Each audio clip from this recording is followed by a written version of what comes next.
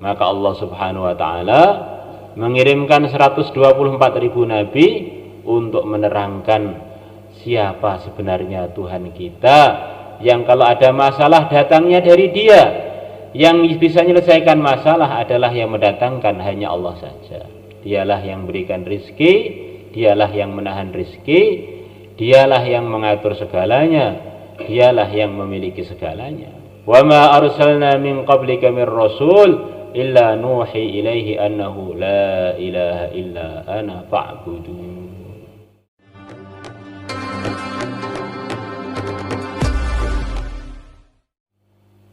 Alhamdulillah nahmaduhu wa nasta'inuhu wa nastaghfiruhu wa nu'minu bihi wa natawakkalu alayhi wa na'udzu billahi min shururi anfusina wa min sayyiati a'malina.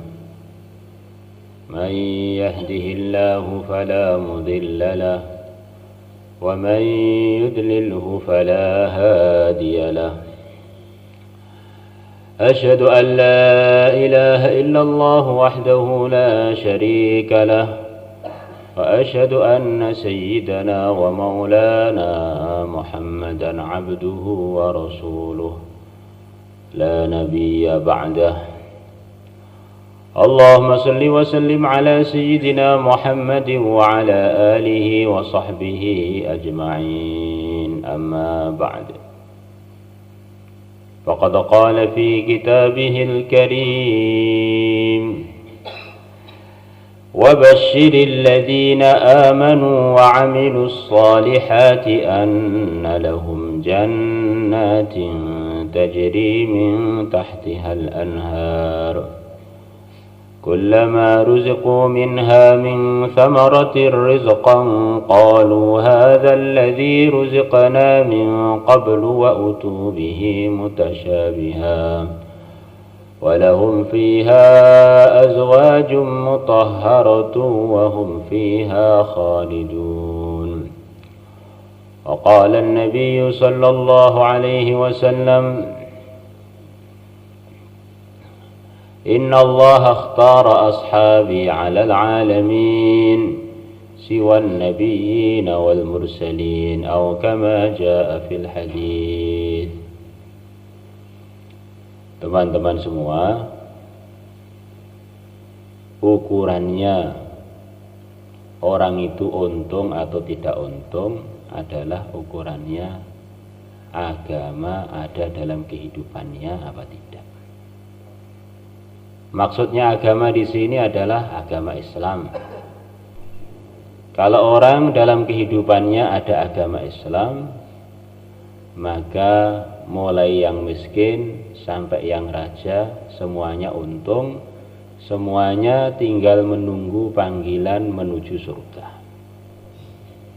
Akan jadi raja-raja besar di surga, akan jadi orang yang bahagia yang tidak ada susahnya, akan menjadi orang yang untung tidak ada celakanya, akan jadi orang yang terus dalam kenikmatan yang tidak ada putusnya di surganya Allah Subhanahu wa taala.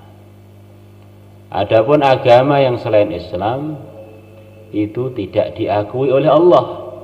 Innad din 'indallahi al-Islam. Sesungguhnya agama yang diakui Allah hanya Islam saja. Siapa aja ngakui selain Islam sebagai agama, silahkan aja. Tapi pemilik semuanya, pencipta semuanya, yaitu Allah Subhanahu wa ta'ala, telah berfirman, selain Islam tidak akan saya terima. Wa may yabtaghi ghairal islami dina falan yuqbala minhu fahuwa fil akhirati minal khasirin. Siapa yang ingin agama selain Islam, maka tidak diterima oleh Allah, sekali-kali tidak akan diterima, dan nanti di akhirat dia termasuk golongannya orang-orang celaka. Ukuran ini harus mantap dalam hati kita para hadirin, biar kita tidak kebingungan dan tidak keliru dalam bersikap, dalam memandang, dalam berpikir. Orang ini kalau sudah ada agama, miskin, tidak punya apa-apa, tidak ada yang gubris, tidak ada yang kenal, nggak masalah. Karena pemilik segalanya, pemilik dia, pemilik alam semesta telah ridho, kenal dengan dia. Bahkan orang-orang yang miskin yang amal agama akan masuk surga lebih duluan melebihi orang kaya selisih 500 tahun. Kalau orang amal agama itu jadi raja juga nggak masalah. Raja yang amal agama maka nanti akan diberi naungan oleh Allah, naungan khusus di waktu orang-orang kepanasan. Raja-raja yang amal agama, pimpinan-pimpinan yang amal agama akan diberi naungan, tidak kepanasan. Di sebaliknya para hadirin yang dimuliakan Allah Subhanahu wa taala, walaupun orang itu melarat, walaupun orang itu serba kesusahan, walaupun orang itu serba kesempitan, kalau dia tidak amal agama, tetap saja dia celaka. Di dunia celaka, di dunia sempit, di dunia sudah nggak punya bagian, di akhirat tinggal nyempurnakan celakanya masuk neraka. Maka suatu hari ada seorang Yahudi miskin sekali. Ada Yahudi miskin. Melihat Sayyidina Hasan, cucunya yang mulia Nabi besar Muhammad SAW, pimpinan pemuda di surga. Ini Hasan dan Husain ini adalah dua pimpinan pemuda di surga. Sayyidah Syababihil Jannah. Sayyidina Hasan ini terkenal suka sedekah. Kalau sedekah satu majelis bisa ratusan juta, bahkan miliaran. Bajunya bagus-bagus. Maka orang-orang itu pada tanya pada beliau, Sayyidina Hasan, kenapa tuan ini bajunya bagus-bagus, mahal-mahal? Maka beliau menjawab itu dengan jawaban ajaib. Biar orang-orang tahu kalau saya ini kaya. Nanti kalau mau hutang, mau minta bantuan, biar pada datang ke saya. Nanti kalau saya ini bajunya jelek-jelek, dikira nggak punya duit, akhirnya orang mau minta bantuan pada saya itu nggak berani. Maka Yahudi datang kepada beliau, bilang, Hasan, saya dengar kakek kamu itu bilang, ad-dunya sijnul mu'min wa jannatul kafir. Dunia ini adalah penjara bagi orang beriman dan surga bagi orang kafir. Tapi kenyataannya kok kebalikan dari yang disabdakan, yang dikatakan oleh kakek kamu itu. Kamu seperti di surga, enak-enak. Saya seperti di neraka, kekurangan, susah. Kata Yahudi tadi pada Sayyidina Hasan. Maka Sayyidina Hasan bilang, yang disabdakan oleh kakek saya itu enggak keliru, kamu yang keliru memahami. Saya ini kalau dibandingkan dengan nikmat yang akan saya dapat nanti di surga, saya ini masih seperti di penjara. Kata Sayyidina Hasan pada Yahudi tadi, dibandingkan nikmat-nikmat yang akan saya dapatkan, saya ini masih seperti di penjara. Nikmat dunia itu kecil, nggak bisa dibandingkan dengan nikmat surga. Lah kamu itu walaupun melarat miskin, nggak punya apa-apa, dibandingkan siksa-siksa yang sebentar lagi akan kamu jalani di neraka, kamu itu seperti di surga sekarang itu. Seberapapun kesusahan orang di dunia ini nggak bisa dibandingkan dengan kesusahan di neraka, kamu masih seperti di surga, kata Sayyidina Hasan pada Yahudi tadi. Maka ringkasnya, agama itu adalah perkara yang penting, bahkan yang terpenting. Itulah ukuran orang itu untung apa tidak. Biar orang itu bisa mengamalkan agama, para hadirin, bagaimana caranya? Pertama kali dia harus mengenal Tuhannya. Dia ini harus berkeyakinan yang benar siapa sebenarnya Tuhannya, pencipta segalanya, pengatur segalanya, pemilik segalanya. Karena di dunia ini para hadirin banyak orang yang keliru memilih Tuhannya, akhirnya keliru dalam ibadahnya, akhirnya keliru dalam minta pertolongannya, akhirnya keliru dalam penyembahannya dan menuhankan yang bukan Tuhannya. Nabi Ibrahim alaihissalatu wassalam diceritakan dalam Al-Quran, beliau mengatakan, Rabbi innahunna adlalna kathiran minan nas faman tabi'ani fa innahu minni wa man 'asani fa innaka ghafurur rahim. Wahai Tuhanku, sesungguhnya para berhala telah menyesatkan banyak orang. Para hadirin, kalau kita pergi ke India, lebih 1 miliar orang keliru bertuhan. Tuhannya itu Masya Allah, apa yang mereka bayangkan bisa menakutkan mereka, itu dianggap layak jadi Tuhan. Maka nggak tahu berapa puluh ribu atau berapa ratus ribu bentuk Tuhan yang berbeda-beda. Ada yang bentuk gajah, ada yang bentuk hewan-hewan yang lain, ada yang mukanya 10, ada yang tangannya 10, macam-macam. Yang seumpama Tuhan tadi jadi manusia, bentuk-bentuk begitu tadi jadi manusia, bukanlah manusia yang sempurna, manusia yang cacat justru. Itulah kalau orang keliru bertuhan, jadi tersesat gak karu-karuan.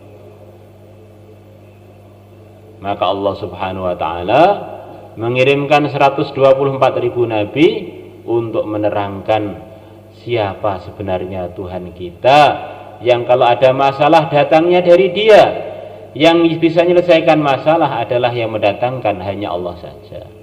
Dialah yang berikan rizki, Dialah yang menahan rizki, Dialah yang mengatur segalanya, Dialah yang memiliki segalanya.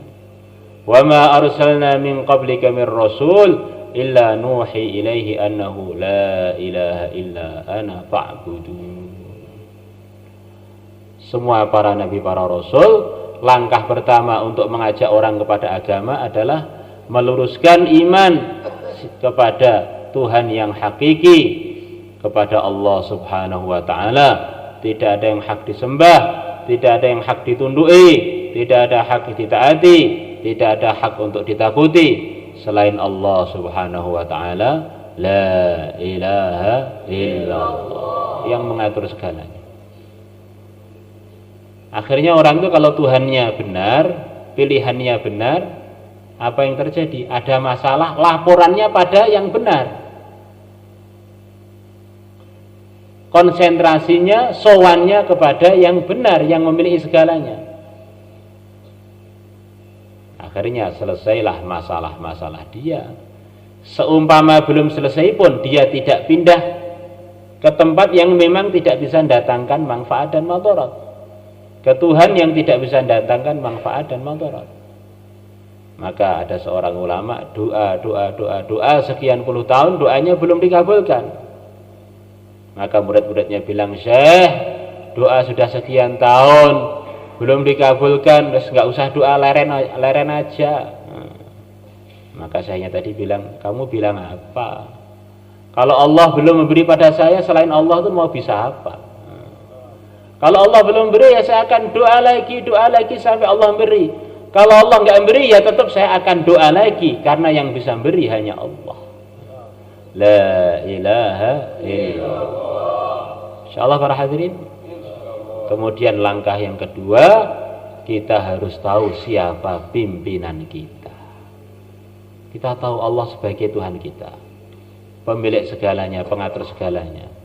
Untuk menuju itu, menuju kehidupan, menuju sikap, keputusan, pemikiran, wacana yang diridhai oleh Allah, jalannya hanya satu saja, mengikuti yang mulia Nabi besar Muhammad sallallahu alaihi wasallam. Laqad kana lakum fi Rasulillahi uswatun hasanah. Allah telah jadikan Rasulullah SAW sebagai tauladan bagi kita, sebagai panutan bagi kita, sebagai imam bagi kita. Siapa yang taat kepada beliau, maka berarti taat kepada Allah. May yuti'ir rasula faqad ata Allah. Insyaallah semuanya niat para hadirin. Nabi menjanjikan siapa yang taat kepada aku masuk surga, enggak mau taat berarti enggak mau masuk surga. Ikut beliau dapat hidayah. Karena beliaulah yang jadi sumber hidayah, pimpinan hidayah, pimpinannya para pimpinan hidayah, pimpinannya para nabi, para rasul. Wa innaka latahdi ila siratim mustaqim. Sungguh engkau Muhammad, sungguh engkau menunjukkan kepada jalan yang lurus. Ikut beliau, kita akan dapat jalan yang lurus, jalan yang diridhai oleh Allah, jalan menuju surganya Allah kekal abadi selama-lamanya. Insyaallah semuanya niat para hadirin. Langkah ketiga para hadirin, untuk memudahkan orang untuk amal agama, dia harus tahu siapa kawannya, siapa musuhnya. Kawan kita yang sebenarnya adalah orang-orang yang mengajak kita untuk mengikuti agama, mengikuti Allah dan Rasulnya, mengikuti ajaran yang benar, ajarannya yang mulia Nabi besar Muhammad SAW. Musuh kita yang terutama yang pertama kali adalah syaitan, adalah iblis, dan orang-orang yang ngajak kita untuk ikut iblis. Inna syaitana lakum aduwwun fattakhidhuhu aduwwa innama yad'u hizbahu liyakunu min ashabis sa'ir. Sesungguhnya setan adalah musuh kalian, maka jadikanlah musuh. Ya Allah memerintahkan kita supaya setan jadi musuh kita. Ya, termasuk ajakan setan tuh ngajak kita bayan ngantuk. Kalau kita ikut begitu itu berarti ikut musuh kita para hadirin. La ilaha illallah. Maka yang ngantuk-ngantuk bangun dulu. Yang belakang tuh, assalamualaikum. Ini setan nih, dia ini sudah ahli dalam menggoda manusia. Dia punya istana di atas samudra, yang dari istana itu dibentuk rombongan-rombongan.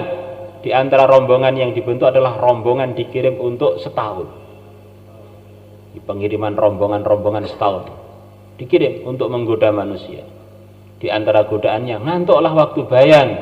Akhirnya tidak dengar nasihat, akhirnya gawat, setan suka. Oh, ini orang-orang kalau ngantuk waktu bayan nggak dengar kalau saya ini musuh dia. Akhirnya bersatu dengan musuhnya, jauh dengan temannya. La ilaha illallah. Inna syaitana lakum adu fattakhidhu aduwwa. Maka kita hanya berkawan dengan orang-orang yang baik saja, hanya berkawan dengan orang-orang takwa. Allah Subhanahu wa taala memerintahkan kita untuk amal agama, dan perintahnya disempurnakan oleh Allah, menyuruh kita bersama orang-orang yang lurus, bersama orang-orang yang benar. Ya ayyuhalladzina amanu taqullah, hai orang-orang beriman, takwalah kalian kepada Allah, wa kunu ma'as shadiqin, dan besertalah dengan orang-orang yang lurus, orang-orang yang benar. Kita bedakan antara berkawan dengan dakwah para hadirin. Kalau berkawan kita hanya berkawan dengan orang baik. Kalau dakwah, seumpama Raja Fir'aun ada di depan markas, mau kita datangi, kita taskil 4 bulan. Insyaallah. Jadi kalau berteman, teman ngobrol, teman makan minum, teman untuk fikir agama, teman untuk bareng-bareng cari ridha Allah, hanyalah orang-orang yang sesuai para hadirin. Maka yang mulia Nabi besar Muhammad SAW hanya berteman dengan para sahabat beliau, terutama Abu Bakar dan Umar. Adapun berdakwah, raja-raja yang belum Islam pun beliau kirimi surat, delegasi-delegasi beliau kirim untuk mengajak mereka kepada agama. Iman kepada Allah, tahu siapa imam kita, kemudian kita perbaiki perkawanan kita tahu siapa musuh kita, siapa teman kita. Teman-teman kita adalah orang-orang yang ngajak kepada agama, ngajak kepada akhirat, ngajak kepada kebaikan. Walaupun caranya para hadirin mungkin kurang hikmah, walaupun caranya mungkin kurang mengenakkan hati kita. Maka ada seorang ulama dulu berkumpul dengan masyarakat, dengan teman-temannya. Tiba-tiba beliau lama nggak kumpul dengan teman-temannya, karena beberapa temannya pada wafat. Beliau tidak mau berteman dengan yang sisa-sisa itu. Maka mereka pada datang pada beliau, "Syekh, kenapa Tuan nggak mau berteman dengan kami? Dulu Tuan berteman dengan kami, sekarang nggak mau." Kata Syekh tadi, "Kalian tuh bukan teman saya, kalian tuh musuh-musuh saya." "Lah kok bisa?" "Iya, teman-teman saya sudah pada mati. Saya ini ketemu orang kan inginnya dinasihati, dikritik, diluruskan. Lah itu teman-teman itu sudah pada mati. Kalau kalian saya buat apa aja kalian dukung. ABS asalkan Bapak senang." Kalian dukung berarti kalian tuh jerumuskan saya, bukan teman kalian ini. Kalau kita para hadirin kadang-kadang kebalik-balik. Orang yang nasihati kita, nyindir kita, malah kita marah. Jangan soalnya begitu. Memangnya yang bener kamu aja. Saya ini sudah tahu, udah gede, sudah tahu gimana masuk neraka yang baik caranya gimana. Ini orang-orang dulu itu kalau dinasihati, dikritik, diluruskan, malah seneng para hadirin. Oh, berarti teman saya ini. Jadi kalau didukung dalam perkara-perkara yang nggak baik, oh ini orang kejam pada saya. Insyaallah semuanya niat para hadirin. Dan tidak ada tempat yang lebih baik untuk memperbaiki suasana pergaulan melebihi suasana masjid para hadirin. Nabi mengatakan kalau orang itu rajin ke masjid, rajin ke masjid, rajin ke masjid, Allah akan kirimkan malaikat yang tidak pernah berbuat maksiat untuk selalu menemani orang-orang yang ahli masjid. Inna lil masajidi autada. Sesungguhnya di masjid itu ada tiang-tiang. Maksudnya orang yang begitu rajin ke masjid, saking rajinnya sampai seperti tiang masjid. Ya, tiang masjid para hadirin jarang keluar dari masjid, tidak pernah keluar dari masjid. Kalau tiangnya keluar, masjidnya ambruk. Al malaikatu julasauhum, para malaikat menemani duduk mereka. Jadi teman-temannya para malaikat. Dan malaikat ini adalah makhluk Allah yang terbuat dari cahaya, yang tidak pernah berbuat maksiat.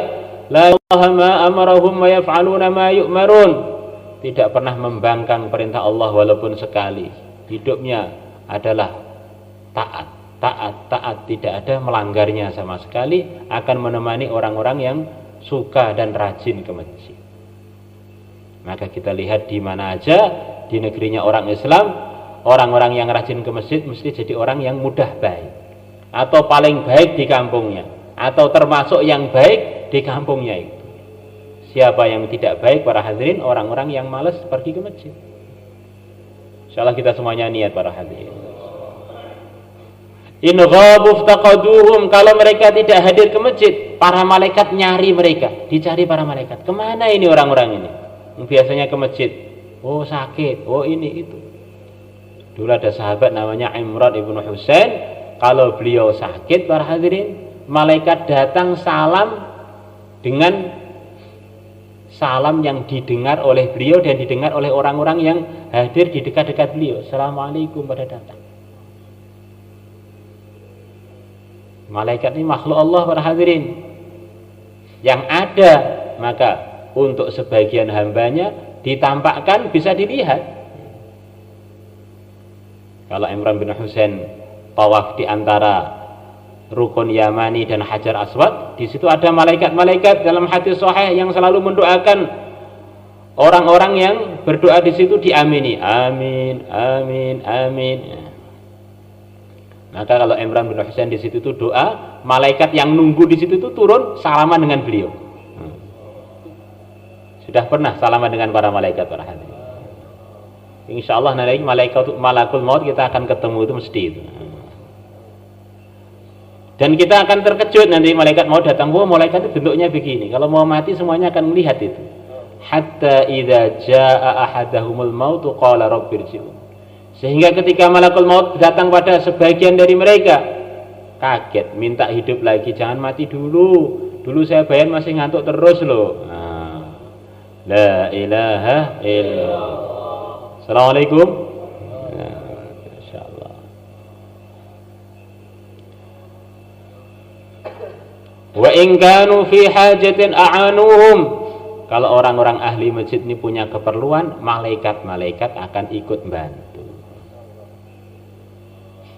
Kita pergairi kebaikan kita. Langkah keempat para hadirin, biar kita mudah mengamalkan agama, kita harus perbaiki juga urusan muamalat kita, urusan bisnis kita, karena itulah sumber makanan kita. Orang yang makanannya bersih, akhirnya hatinya bersih, akhirnya mudah untuk mengamalkan agama, ringan untuk meninggalkan maksiat, ringan untuk taat, ringan untuk takwa. Jadi kalau orang itu makanannya kotor, akhirnya imannya ngadat, hatinya gelap, akhirnya berat untuk mengamal agama, ringan untuk maksiat. Insyaallah kita semuanya niat para hadirin. Syekh Abdul Al-Haddad dalam Risalah Mu'awanah beliau mengatakan, kalau kamu ingin memperbaiki hati kamu, perbaikilah makanan kamu dulu.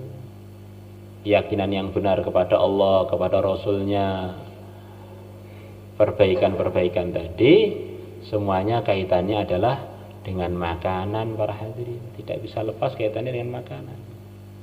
Maka diceritakan dalam Jurku Damak 2005 di sini itu ada cerita, ada orang soleh, dia mampir ke rumahnya orang soleh, makan beberapa suap makanan, maka dia bilang, Masya Allah, begitu berkah makanan di tempatnya orang soleh tadi. Selama 6 bulanan saya semangat tahajud, saya semangat amal, saya semangat takwa, yang tidak pernah saya rasakan sebelum saya makan beberapa suap di tempatnya orang soleh tersebut. Sebaliknya orang yang sama, dia mampir ke tempatnya orang yang tidak baik, dan dia tidak tahu kalau itu nggak baik. Makan beberapa suap makanan, kata dia, Inna lillah, saya merasa dalam hati saya ada keinginan untuk maksiat, keinginan untuk zina, keinginan untuk minum khamr, keinginan untuk macam-macam, gara-gara beberapa suap makanan yang saya makan di tempat orang yang fasik itu. Maka kita hati-hati, kita sayangi badan kita ini, kita masukkan perkara-perkara yang bersih, biar akhirnya menarik kita, menggerakkan kita menuju perkara-perkara yang baik. InsyaAllah semuanya niat para hadirin. Dan itu semua akan mudah untuk kita kerjakan kalau kita meluangkan waktu untuk usaha-usaha ini. Dimulai dengan usaha memakmurkan masjid, usaha dakwah, usaha zikir ibadah, usaha ta'lim wa ta'allum, usaha perbaikan akhlak. Kalau 4 usaha ini wujud, akhirnya kita akan mudah beriman yang benar, akan mudah ikut yang mulia Nabi besar Muhammad SAW, akan mudah memperbaiki pergaulan kita, akan mudah untuk memperbaiki muamalat dan muasyarat kita. Maka untuk itu semua siapa yang siap, monggo insyaallah. 4 bulan 40 hari atau berapa hari saja. Kalih Kang Mahrus, monggo.